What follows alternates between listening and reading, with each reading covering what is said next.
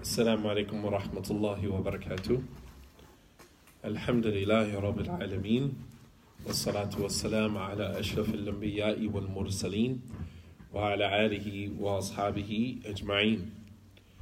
Alhamdulillah, we've come to dua number 18 from our series Building Resilience in Ramadan through the dua of the prophets and messengers in the Quran.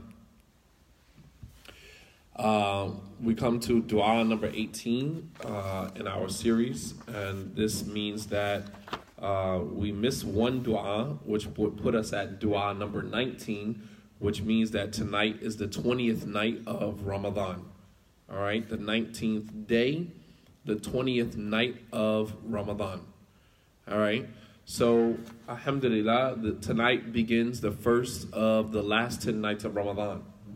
And these are very important nights that Allah subhanahu wa ta'ala swore by when He said, Wal Fajr wa layalin ashar, by the dawn and by the 10 nights. And the 10 nights, many of the scholars of tafsir said that these 10 nights are the last 10 nights of Ramadan. And in these nights, there is a night that is worship in this night is better than worshiping Allah subhanahu wa ta'ala for just about 84 years. A time frame that most of us will probably not live to see 84. Most of us will not probably not live to see 84. But worshiping Allah subhanahu wa ta'ala in this particular night, you will have the reward, or you will have your worship will be equivalent to worshiping Allah subhanahu wa ta'ala for a total of 83 years. So, alhamdulillah, we've come to dua number 18. Last night we covered the dua of Prophet Musa alayhi salam, where he said, Rabbi lima anzalta ilayya min khairin faqir. Oh my Lord, any good that you have or could send to me, I am in need of it right now. And this was a dua that was made by Prophet Musa alayhi salam in a state of distress, in a state of anxiety, in a state of weakness, right? In a state of weakness. And we said that yesterday, Allah subhanahu wa ta'ala, loves for us to call on Him when we are in our rawest state of vulnerability. All right. And one of the states of vulnerability is a person realizing that they don't have anything or anyone other than Allah subhanahu wa ta'ala. Right. Okay. So we come to dua number 18, and this is a dua of one of the prophets of Allah subhanahu wa ta'ala that, as we will see, was in a state of distress. He became very frustrated with his people after realizing that his people were morally compromised. And this is the dua of none other than Prophet Lut, or in the Bible he's known as Lot. And this was the prophet that was sent to the town of Sodom and Gomorrah, or Sodom or Gomorrah, as is known in Arabic. All right? And Allah subhanahu wa ta'ala destroyed these people for doing something that has become very prevalent today, even amongst Muslims. And even you have Muslim scholars or people who profess to be people of academia, religious academia, who are promoting and propagating and condoning and pathologizing the behavior of homosexuality and lesbianism. Yeah, you have Muslims who are advocating for this today, right now as we speak. So let's take a dive into Lut so that we can understand the pain behind the dua that he made. All right, Lut's story is not mentioned many times in the Quran, but when you listen to the dua of Prophet Lut, you can hear the pain in his voice. The pain of frustration, the pain of fear that, these people were, invoking by their very actions, invoking the punishment and the destruction of Allah subhanahu wa ta'ala. Right? Okay, so let's listen, let's look at Prophet Lut alayhi salam and the story behind the du'as. As we said, we're going to cover the du'a, but we're also going to look at the story behind the du'a so that the du'a has more relevance in our lives as well as we understand the power behind it and the pain behind it. All right, each dua that we've covered of the prophets and messengers has power behind it and pain behind it. Pain is the story that is behind the dua. The power is what was in the pain. In pain there is power, right? Make no mistake about that. In pain there is power, right? In Islam, right? The Prophet ﷺ said that when there's 3 supplications that will always be responded to. One of those supplications is the person that is oppressed. The oppressed person that calls on Allah subhanahu wa ta'ala, Allah will always respond to them. Why? Because there's power in pain. There is power in pain. You understand? Don't ever think that your pain is fruitless. Your pain goes without any merit. Our pain in Islam is meritorious. There's power in pain. Pain is what pushes you, drives you. It's a driving force. It's a motivator. Pain is a motivator. There's some people, when they get knocked down, they use the pain that they feel while they're down to propel them back up. You understand? In pain, there is power. So the story of Prophet Lut alayhi salam is the story of a man whose moral compass was divinely tuned in a toxic environment that was immorally dysfunctional. Right? Prophet Lut alayhi salam is the story of a man whose moral compass was fine-tuned by divine revelation. Fine-tuned by divine revelation, his moral compass. And we're living in a society today where people don't even have a concept of a moral compass. Millennials are the biggest opportunists, right? The biggest opportunists that American society has ever known. Millennials. And that is necessarily no pun intended, but with becoming an opportunist, there is a lack of a moral compass. Your moral compass is dictated on or predicated on your desire or your pursuit of whatever it is you are in pursuit of. That is what determines your moral compass. That if you are in pursuit of this or that, then, the end justifies the means, right? That's what an opportunist, that is the concept, the formula for an opportunist. The end justifies the means, right? Whatever your end goal is, whatever means you have to use to get there is justified. And that's an opportunist. They don't function with a moral code. They don't function with a moral compass. Their moral compass is predicated on the end goal of their pursuit. Right? And that is millennials, period. That is millennials. Right? So Lut alayhi salam, his is the story of a man whose moral compass was divinely tuned in a toxic environment that was immorally corrupt. Immorally corrupt.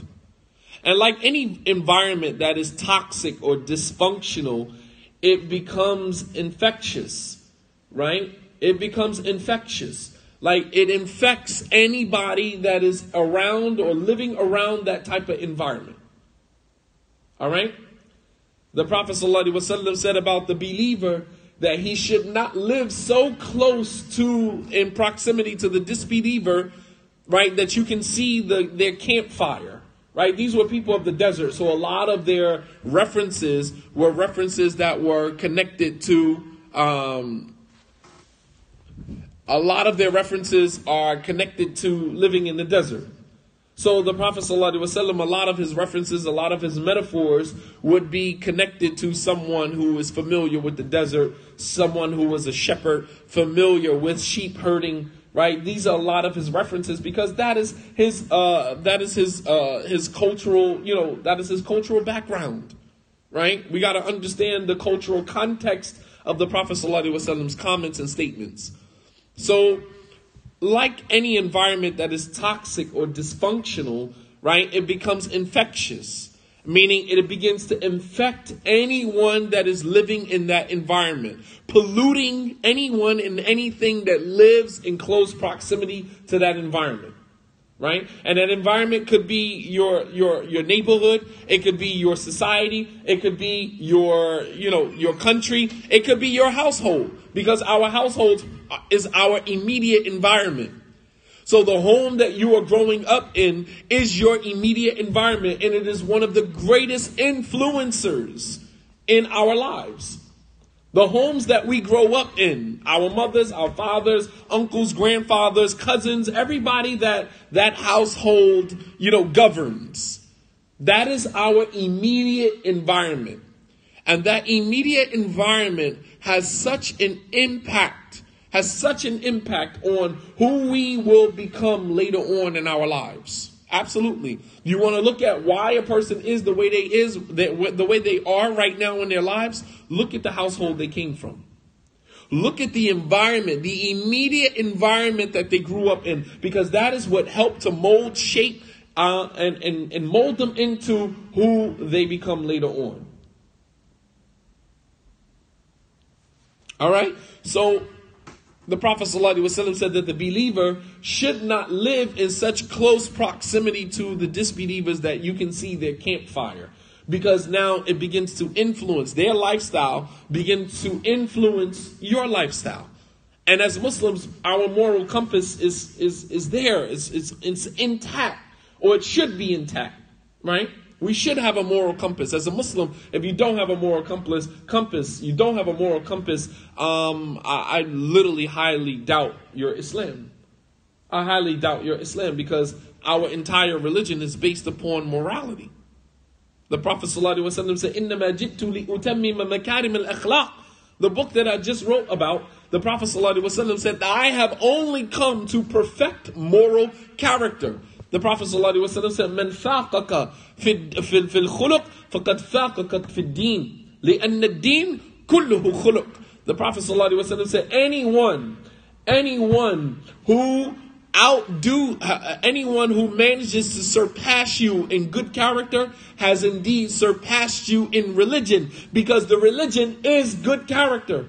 Anyone who surpasses you in good character has indeed surpassed you in deen, because deen is good character, moral character. So if you're a Muslim and you don't have a sense of a moral compass, I have some serious doubts about your deen, honestly, because our entire religion is based upon moral character.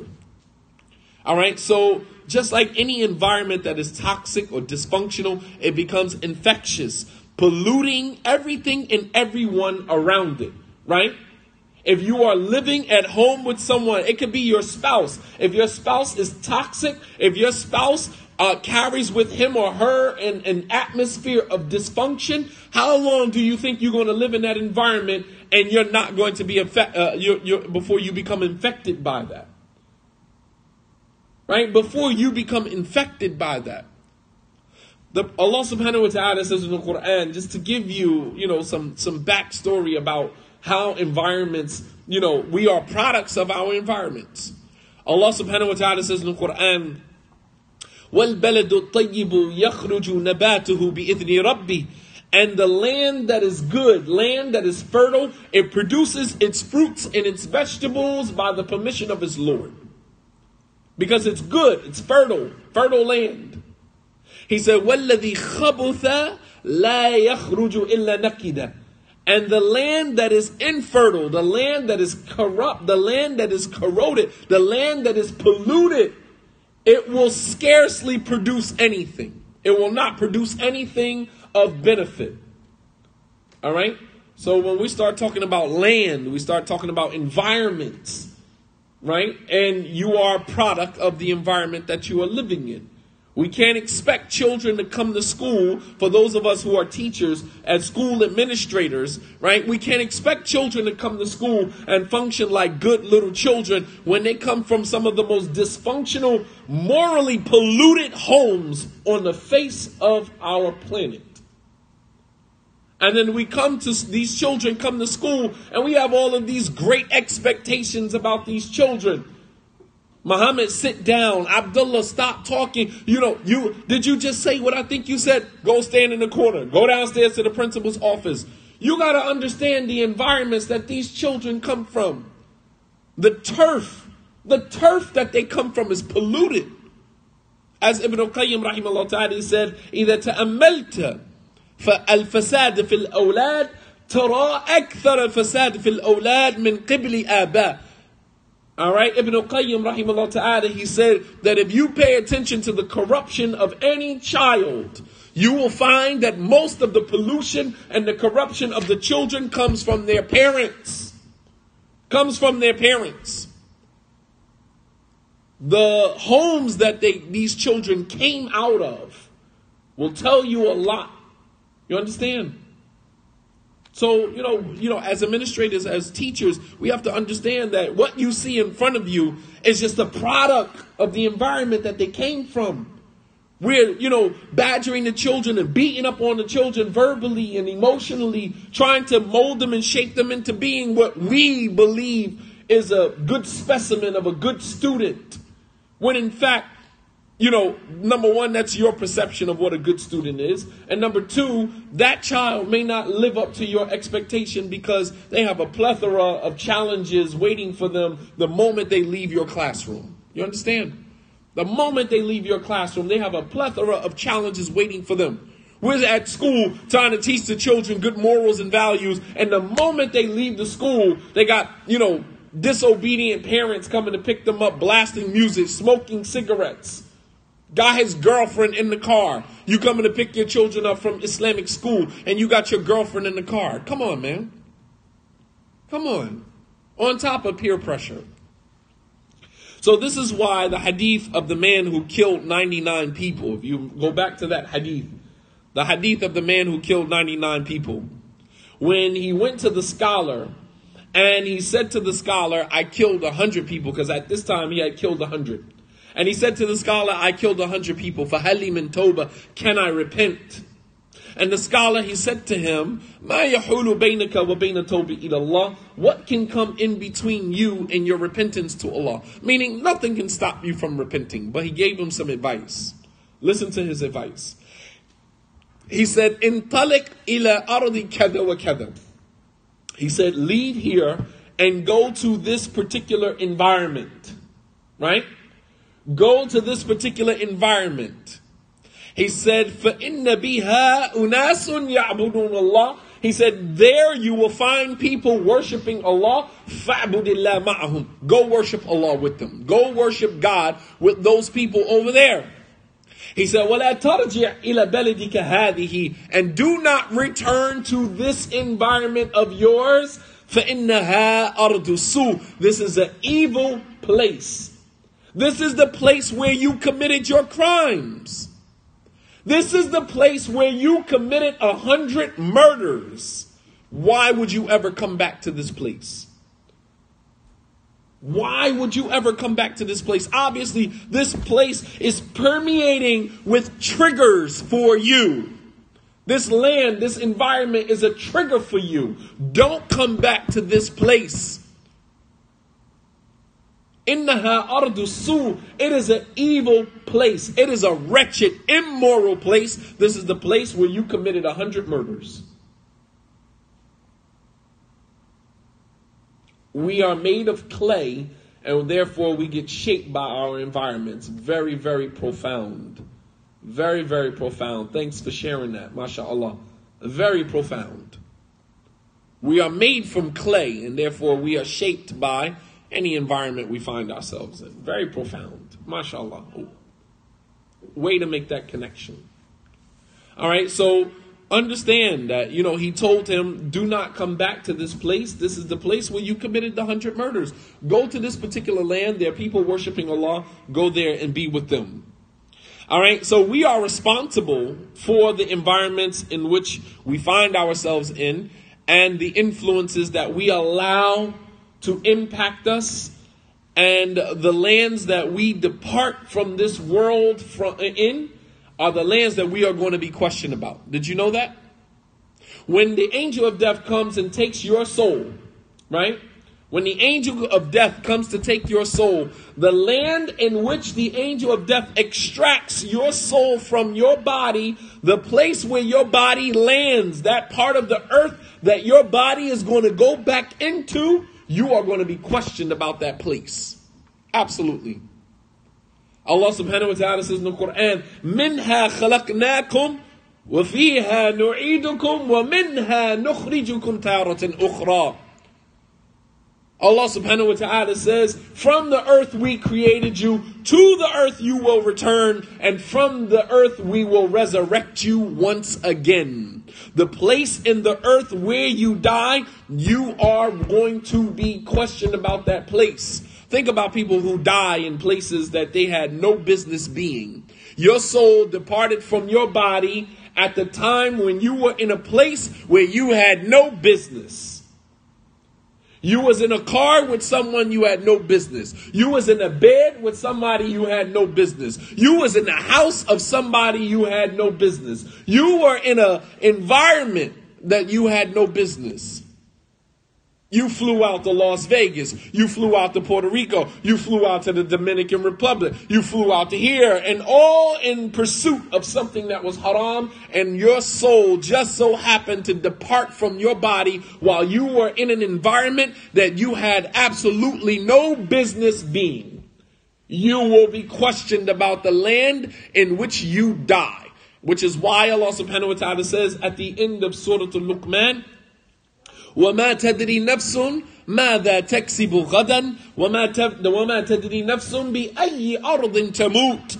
No soul knows مَاذَا تَكْسِبُ غَدًا. No soul knows what is going to earn tomorrow, and no soul knows in what land it is going to die. Yeah, absolutely. وَمَا تَدْرِي نَفْسٌ بِأَيِّ أَرْضٍ تَمُوتُ. No soul knows what it is going to earn tomorrow, and no soul knows in what land it is going to die. You just pray that Allah subhanahu wa ta'ala take your soul in a place and in a state in which He is pleased with you. Can you imagine dying in the haram in Mecca? You imagine dying, wallah al-azim, my second to my last year in the Islamic University. You guys may have seen a picture of a man. It was a Pakistani brother who was there to make umrah. He went down into sujood in the Prophet's masjid, and he never came up from sujood. He died right there in sujood. I was in the Islamic University the day that happened. The pictures begin, right? The pictures begin to spread all around the city of Medina. We were in the Islamic University. My professor stopped his class because the picture came to his phone. The picture came to his phone. He stopped his class and he said, Subhanallah. He said, here is a picture on my phone of a man who came here to make umrah. He was praying in the haram just a few minutes ago. He went down into sujood and he never came back up. His soul departed from his body while he was in the best place in the world that you could die in, and that is Medina. He was in the best place that he could be in as a human being, and that is in sujood. The closest place that you are to Allah subhanahu wa ta'ala while you are here having this human experience. The closest place that you could be to Allah during this human experiences of yours is in sujood. The best place on the earth for you to live and die is the Prophet ﷺ city, Al-Medina. And the most beloved place that you can die to Allah subhanahu wa ta'ala is the masajid. And the best of the masajid is Masjid al-Haram, the Haramain, either the Haram in Mecca or the Haram in Medina. What more could an individual ask for? What more could you ask for?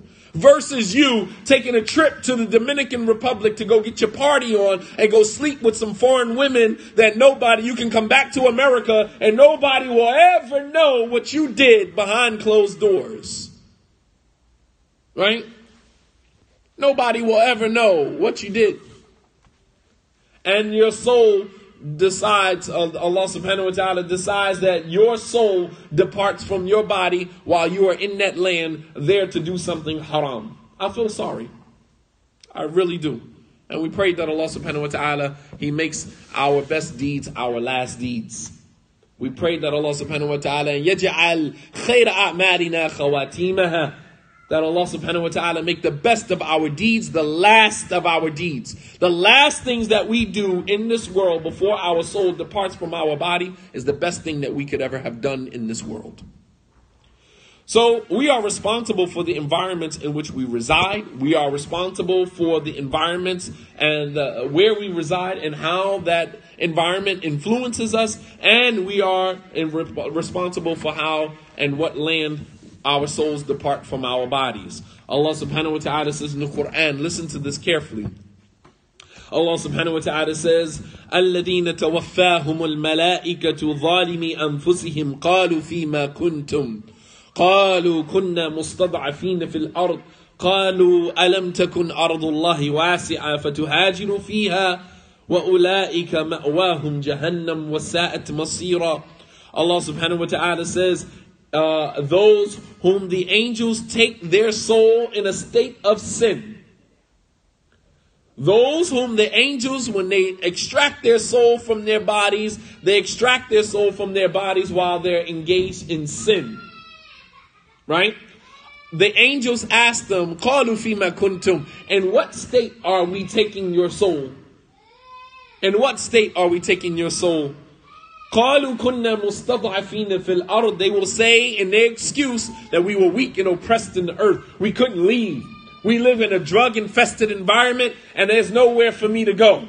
If you have Section 8, if you have housing, if you have some form of income, you can go anywhere in the world, anywhere in America, and you can relocate. We choose to stay in these environments. We choose to stay in these environments, and we watch our children one by one lose their Islam, lose their religion, lose their morality, lose their virginity, lose their damn minds in these environments, and we still stay there. In the same house, in the same apartment, in the same block, on the same strip, on the same neighborhood.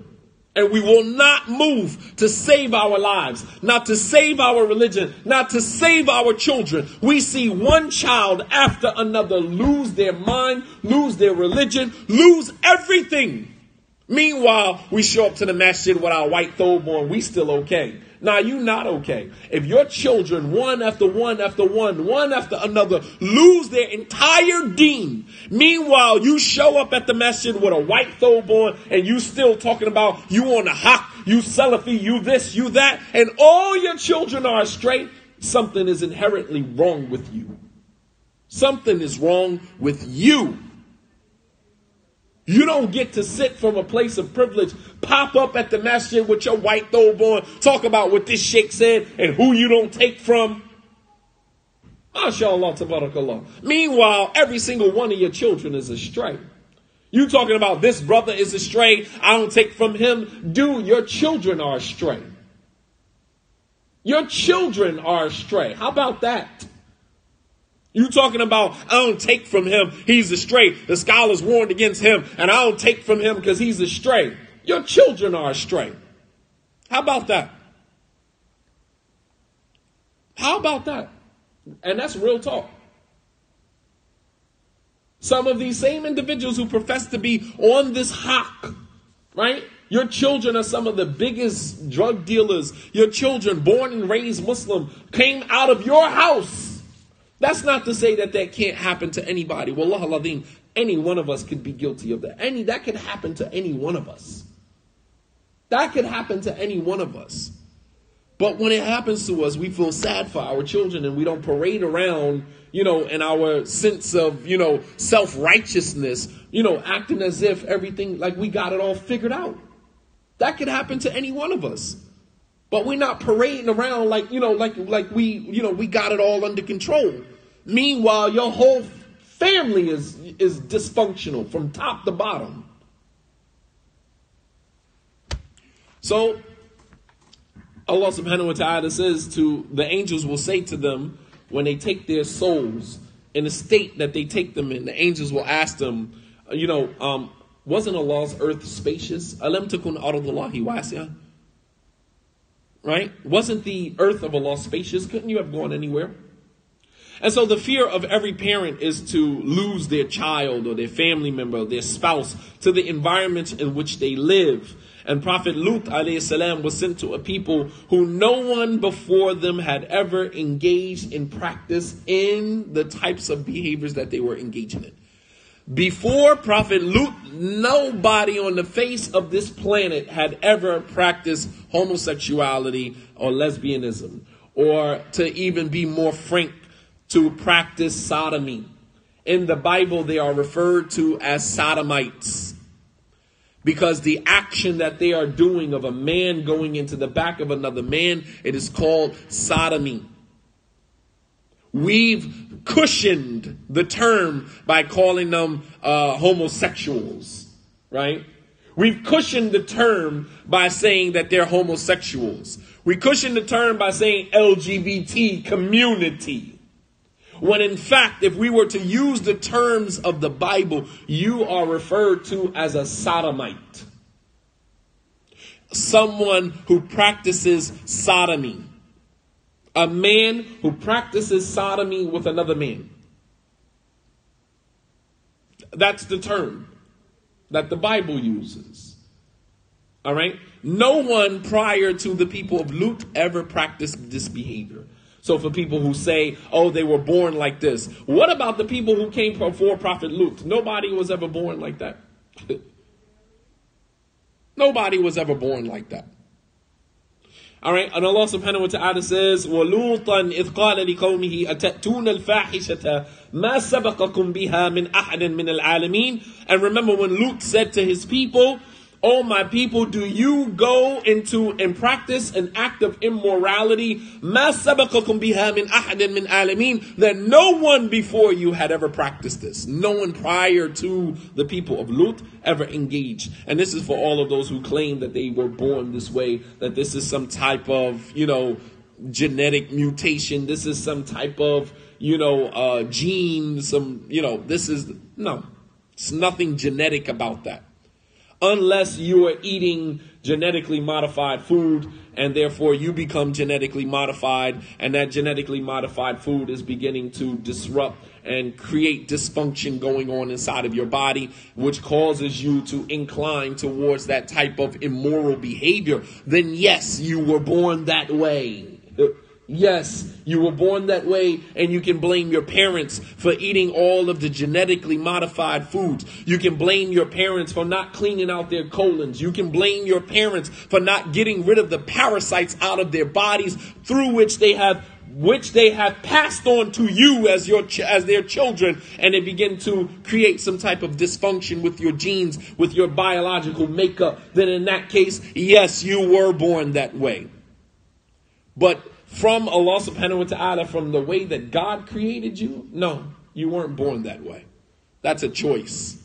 There are some influencers, right? Like soy, like the parasites in your body, like all of these other things. There are some influencers that begin to create some disruption and dysfunction with your biological makeup. Yeah, there's some influencers, but you weren't born that way biologically by the permission of Allah subhanahu wa ta'ala. La wallahi. There's nothing in the world that you can make me believe that. Sorry.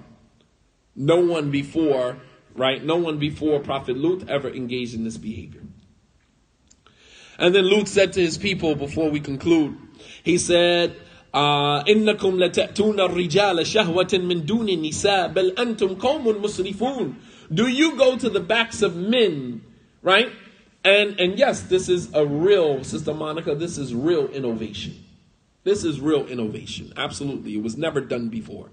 All right. So Lut said to his people, do you go to the backs of men out of desire and leave alone the women? And rather you are people who have transgressed all boundaries. Even after Lut directed them, he said, هَؤُلَاء بَنَاتِي إِن كُنْتُمْ فَاعِلِينَ, that here go the women in the community. If you want to have sexual relations, then use the women. Take advantage of that. Right?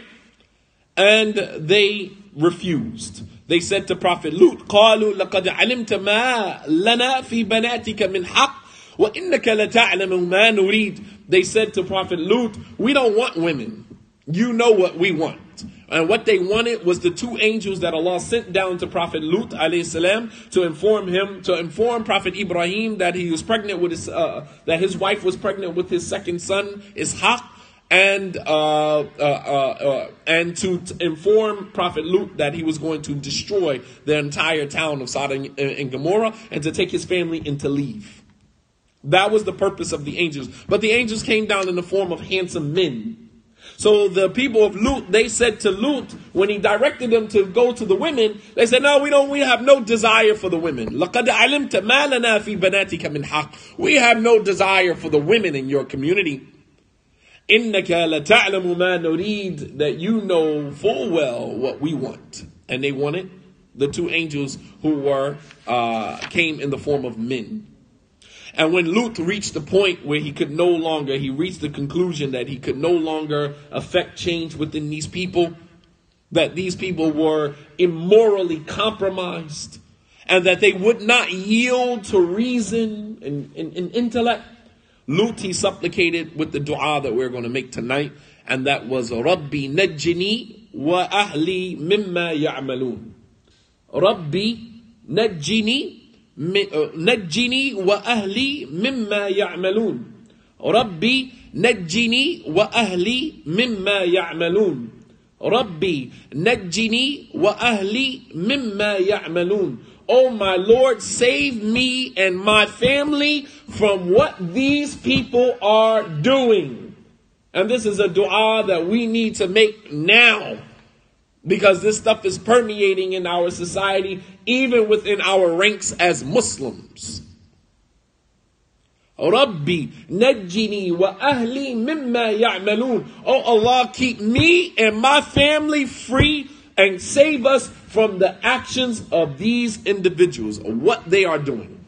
Sometimes we might have to make this dua even within our own family unit. We got children, and then we got a mom that don't pray, father don't pray, this one don't do this, and we just got to ask Allah to keep me and my squad, me, my wife, my kids, within my larger family unit, keep us, safe from what the rest of our family is doing. We don't want to be like them. Alaikum salam wa rahmatullahi wa barakatuh. Right? Rabbi najjini wa ahli mimma ya'malun. Oh my Lord, save me and my family from what they are doing. We don't want no parts of that. We don't want any parts of it. We don't want to be part of it. And Allah subhanahu wa ta'ala answered the dua of Prophet Lut with the exception of Lut's wife. She had been compromised. Allah subhanahu wa ta'ala said, وَنَجَّيْنَاهُ وَأَهْلَهُ إِلَّا امْرَأَتَهُ كَانَتْ مِنَ الْغَابِرِينَ. That we saved Lut and his family with the exception of his wife. She was of those who were destroyed. Meaning, you can't save everybody. Even though you make dua for your entire family. Perhaps Allah subhanahu wa ta'ala has not decreed that all of your family are saved. But we still supplicate. We still make dua. Nonetheless, we make dua and we hope that Allah answers our prayers and saves our entire family. However, some of our family are not going to make it. For Prophet Nuh, alayhi salam, it was his son. And for Prophet Lut, it was his wife. These were two prophets who supplicated to Allah subhanahu wa ta'ala for the savior to save their families. And Allah subhanahu wa ta'ala saved most of them, but there were some who Allah subhanahu wa ta'ala did not write for them guidance. And we pray that Allah subhanahu wa ta'ala save us, save our families from the wickedness and the immorality of the people that are around us. And that Allah subhanahu wa ta'ala protect us and write us from amongst those whom He has written for guidance. As we supplicate you here every night in the Taraweeh prayer for the Qunut, Allahumma hdina fi man hadait. Oh Allah, guide me or guide us amongst those whom you have guided. Allahumma hdina fi man hadait. Wa afina fi man afait. Wa tawallana fi man tawallait. Oh Allah, guide us amongst those whom you have guided. هذا وصلى الله على نبينا محمد وعلى آله وصحبه وسلم تسليما كثيرا وآخر دعوانا أن الحمد لله رب العالمين. And just really quickly before I end, just to reiterate our Eid, our Brothers Eid Fashion Challenge. I put a challenge out this morning that for any brother and their children, any boys, those of your families, you have boys in your families, we want to show up at the Eid, inshallah ta'ala, dressed in our best. I spoke to some of the administrators at Philadelphia Masjid right before I started my class, and they are now putting money together for a prize for the best dress of the day on the day of the Eid. In Philadelphia, if you're in the Philadelphia area, South Jersey area, and you can get over to Philadelphia, Philadelphia Masjid has now begun to put up money for the best dress on the day of the Eid, inshallah ta'ala. So, and of course, Muhammad said that he believes that he's going to win. So, it's on. It's on. All right. So, no, it's not about the sisters. It's about the brothers, inshallah. Sisters, you guys have had tons of fashion shows. Men, we don't have fashion shows. All right. We got one opportunity to, show up, dress, sharp as a tack, show up and, look really nice. And that is the day of the Eid. And we are representative of you. As your wives, as our wives, we are representatives of you. So although this is not about you, in fact, it still is about you because as men, we are representatives of our families. We are representatives of our families. So on the day of the Eid, inshallah ta'ala, and even if you're not in the Philadelphia area, whatever masjid you are in, wherever you are, whatever masjid you are in, whatever community you are a part of, take pictures of your Eid outfit, you're dressed in your Eid clothes, or whatever the case may be, and use the hashtag Brothers Eid Fashion, Brothers Eid Fashion, Eid Fashion Challenge, Brothers Eid Fashion Challenge 2018. That is the hashtag. Use that hashtag when you post your pics and allow the ummah to see, the beauty of Islam in character and in clothing. In character and in clothing. Right? In character and in clothing. Nothing wrong with that. Allah subhanahu wa ta'ala says, Ya bani Adam, laqad anzalna alaykum libasan liyuwari su'atikum warisha. O children of Adam, indeed we have sent down to you clothes to cover your bodies and for adornment, a beautification. Nothing wrong with beautification. Nothing wrong with a person liking his thobe nice, his shoes nice, right? You can enter from wherever you are. You show up in Philly on that day at Philadelphia Masjid. They're having it in the park. If you show up in Philly on that day, what you can do is you can nominate someone. So if you see someone that is dressed very nicely and you like that and you want to nominate them, ask them for their name, write their name on a piece of paper, and they will have a bucket for you to put the person's name in. After Salatul Asr, they will shake the buckets up. They will choose 3 names. And those 3 names will be from the hundreds of people that will be out there. Right? That would be for the hundreds of people out there. They are only going to select 3 people. And then out of those 3, the loudest Allahu Akbar will determine who's the winner. And Philadelphia Masjid has now decided that they're going to put up money for the best dress of that day. All right? And of course, this is for the best dressed men, the best dressed groups of brothers. If you're in your clique, you're in your squad. Best dressed male children, boy children, and of course families. All right? Families, husbands, wives, children, and the best families dress as well. So those are the 4 categories. The 4 categories is the best dressed brother, single, best dressed clique for the brothers who are, in groups, and people like to show up in the Eid in their squad and their cliques and their groups. The best dressed family and the best dressed male children. Right? So this is on the day of the Eid, inshallah ta'ala. Jazakumullahu khairan. Wassalamu alaikum wa rahmatullahi wa barakatuh.